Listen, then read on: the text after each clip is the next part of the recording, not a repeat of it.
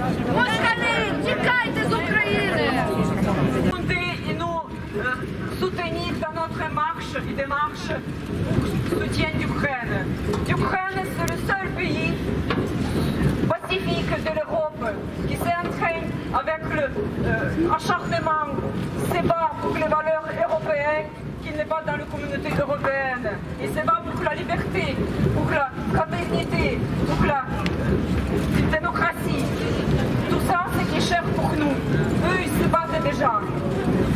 Là, pensez-y que l'Ukraine, la paix en Ukraine, c'est la paix en Europe, parce que l'Ukraine, c'est le dernier rempart entre la Russie et l'Europe. On vous raconte sur les médias français qu'ils sont tous les pauvres, ils partent tous de pays. Mais oui, il y en a les femmes et les enfants qui partent. Mais les hommes, les adolescents, même les femmes qui ne veulent pas partir, ils disent c'est notre pays, c'est notre parti, on reste et on résiste, on se compte de l'armée.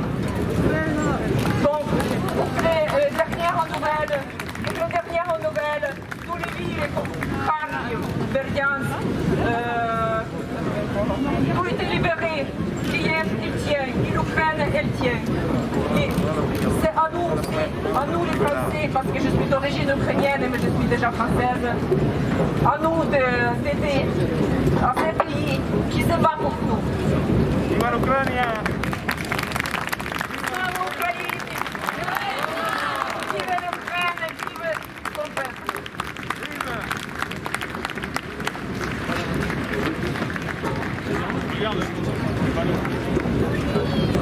Merci d'avoir venu ici avec nous. J'ai déjà dit à Place Capitole nos revendications et je veux redire parce que certains parmi vous n'étaient pas à 14h sur la Place Capitole.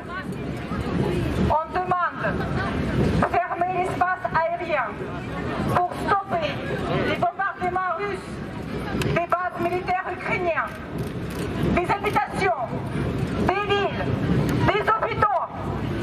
Ils ont bombardé l'hôpital pour les enfants malades de cancer.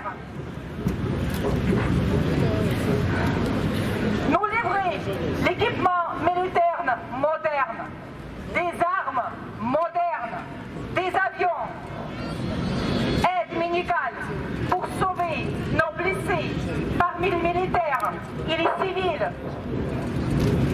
Embargo quasi total sur le pétrole et le gaz. Laissez juste un passage maigre pour qu'il n'y ait pas de pénurie complète. Éviction des équipes russes de toute compétition sportive internationale.